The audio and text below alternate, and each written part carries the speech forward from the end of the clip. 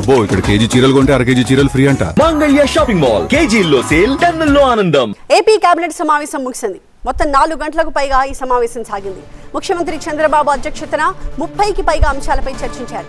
అమరావతి సిఆర్డీఏకి సంబంధించిన కీలక నిర్ణయాలు తీసుకున్నారు. దిశ బిల్లు ఉపసంహరణ ప్రతిపాదనకు కూడా ఆమోదం తెలిపారు. అమరావతి క్వాంటమ్ వాలీకి 1000 కోట్ల టెండర్కి కేబినెట్ గ్రీన్ సిగ్నల్ ఇచ్చింది. ఆక్వా రైతులకు యూనిట్కి ₹1.5 చొప్పున రాయితీతో పాటుగా విద్యుత్ టారిఫ్ పొడిగింపుకు కూడా అనుమతి ఇచ్చింది.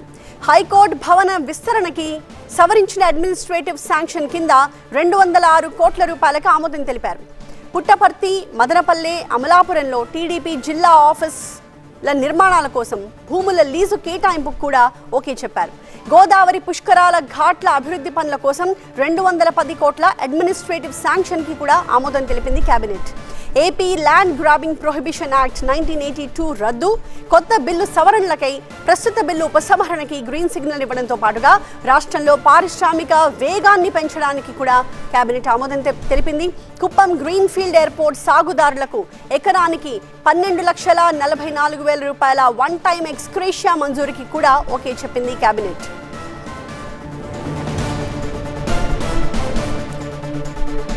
మా ప్రతినిధి ఈశ్వర్ మనకు లైవ్ లో జాయిన్ అవుతూ ఉన్నారు. ఈశ్వర్, కేబినెట్ ఇప్పుడు చాలా కీలకమైన నిర్ణయాలు తీసుకుంది, అనేక అంశాల మీద కూడా డెసిషన్స్కి వచ్చింది. వీటిని కొంచెం డీటెయిల్ గా ఎక్స్ప్లెయిన్ చేస్తారా? ఎగ్జాక్ట్లీ దాదాపుగా 34 ప్రతిపాదనలపైన డీటెయిల్డ్గా చర్చించి వాటికి ఆమోదం తెలిపింది. వాటిలో మీరు చెప్పిన అంశాలన్నీ చాలా కీలకమైన అంశాలుగా భావించాల్సిన నేపథ్యం. ఎందుకంటే కొత్త పాలసీలను తీసుకురావడం కావచ్చు, లేదా కొత్త అభివృద్ధికి సంబంధించిన పనులకు సంబంధించిన శాంక్షన్స్ కావచ్చు, ఇటన్నీ చాలా కీలకమైనవి. ఉదాహరణకి క్వాంటమ్ ట్విన్ టవర్స్ని ఏర్పాటు చేయబోతున్నారు. దానికోసం ₹1000 కోట్ల సంబంధించిన అనుమతులను కేబినెట్ ఇవ్వాల్సి ఉంటుంది కాబట్టి కేబినెట్ ఆ మేరకు ఆమోదం తెలిపింది. అదే సమయంలో పీపీపీ మోడ్ని మరింత విస్తరించే ప్రక్రియ చేపట్టింది. గతంలో ఇక్కడ లండన్ ఐ లాంటిది అమరావతి ఐ అని చెప్పి ఒక అబ్జర్వేషన్ వీల్ని ఏర్పాటు చేయాలని దాన్ని నిర్ణయించింది. అయితే అది గతంలో ఇచ్చిన మోడల్ని రద్దు చేస్తూ పీపీపీలో తీసుకురావడం ద్వారా, పీపీపీ ద్వారా అయితే గవర్నమెంట్ కూడా కొంత స్టేక్ ఉంటుంది. దాని ద్వారా కొంత సమయం పాటు దాన్ని అప్గ్రేడేషన్ చేయడానికి కావచ్చు, లేకపోతే గవర్నమెంట్ కూడా స్టేక్ ఉండడం ద్వారా దాన్ని విస్తృతంగా ప్రజలకి అందుబాటులోకి తీసుకొచ్చే ప్రయత్నం చేయాలనేది ప్రభుత్వ ఉద్దేశంగా తెలుస్తుంది. మిగతా టూరిజాన్ని కూడా డెవలప్ చేయాలి. ఎందుకంటే అమరావతిలో ఇప్పుడే భవన నిర్మాణాలు దాదాపుగా 4000 భవనాలు రేపు డిసెంబర్ కల్లా పూర్తవుతున్నాయి కాబట్టి కొంత హ్యాబిటేషన్ స్టార్ట్ అయితే అక్కడ మిగతా యాక్టివిటీస్ అన్నింటినీ ఇంటిగ్రేట్ చేయాల్సిన అవసరం ఉంటుంది. దానికి టూరిజంకి సంబంధించి కావచ్చు, లేకపోతే ఎకనామిక్ యాక్టివిటీని చేయాల్సి ఉంటుంది. సో అవన్నీ చేయాలంటే అక్కడ చాలా ప్రాజెక్ట్స్ రావాలి. వాటిని రెగ్యులర్గా ప్రభుత్వమే చేయాలంటే చాలా ఆలస్యమయ్యే అవకాశం ఉంది కాబట్టి పీపీపీని ఇంట్రడ్యూస్ చేసి వాటి ద్వారా పెద్ద ఎత్తున తీసుకురావాలి కాబట్టి పీపీపీ పాలసీని కూడా ఒకదాన్ని తయారు చేయాలన్నది నిర్ణయించారు. అదే సమయంలో ఈజ్ ఆఫ్ డూయింగ్కి సంబంధించి కూడా చాలా కీలకమైన నిర్ణయాన్ని తీసుకున్నారు. కొత్త ఆమ్నీ బస్ పేరుతో కొత్త పాలసీని తీసుకురాబోతున్నారు. దాంట్లో స్పీడ్ ఆఫ్ డూయింగ్ బిజినెస్ కూడా యాడ్ చేయబోతున్నారు.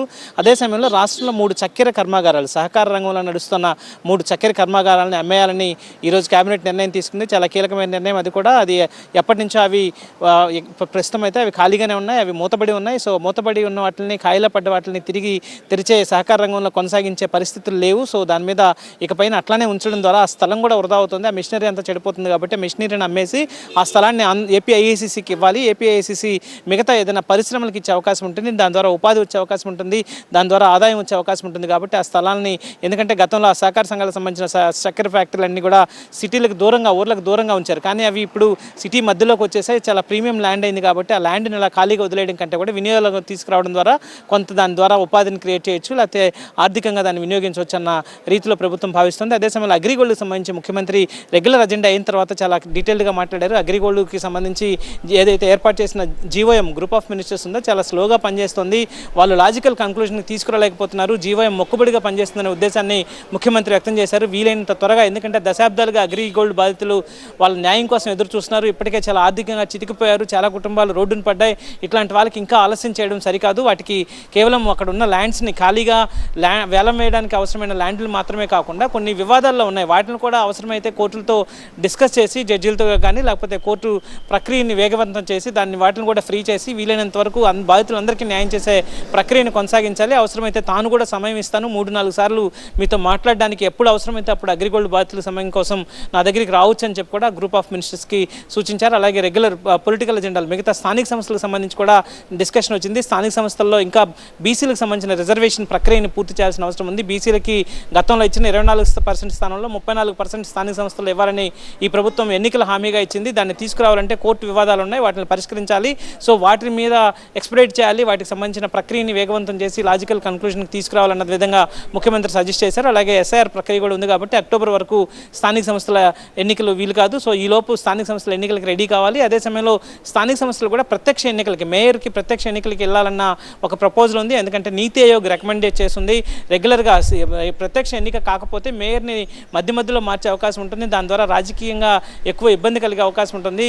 సో ఒకే అభ్యర్థి 5 ఏళ్ల పాటు కంటిన్యూ అవ్వాలంటే డైరెక్ట్ ఎలక్షన్కి వెళ్ళాలని నీతి ఆయోగ్ సిఫార్సు చేసింది కాబట్టి దాన్ని ప్రాక్టికల్గా ఎంతవరకు సాధ్యం అవుతుందో కూడా చర్చించాలని ముఖ్యమంత్రి మంత్రివర్గ సహచరులకు కూడా సూచించారు. సో రెగ్యులర్ ఎజెండాతో పాటు జగన్కు సంబంధించిన నిన్న దేవరాపల్లి టూర్లో అక్కడ టూర్కి సంబంధంగా చాలా అరాచకం సృష్టించారు. ఆ వివాదాన్ని అక్కడ జరిగిన దృశ్యాలను ప్రజల్లోకి తీసుకెళ్లే ప్రయత్నం చేయాలని చెప్పారు. అలాగే ప్రతిపక్షం చేస్తున్న ఆందోళన కావచ్చు వాటిని ఎప్పటికప్పుడు కౌంటర్ ఇచ్చే విధంగా మంత్రులు ముందుకు వెళ్ళాలని కూడా ముఖ్యమంత్రి రెగ్యులర్గా సూచించినట్టుగా ఈ రోజు కూడా సూచించిన నేపథ్యం అయితే కనిపించింది.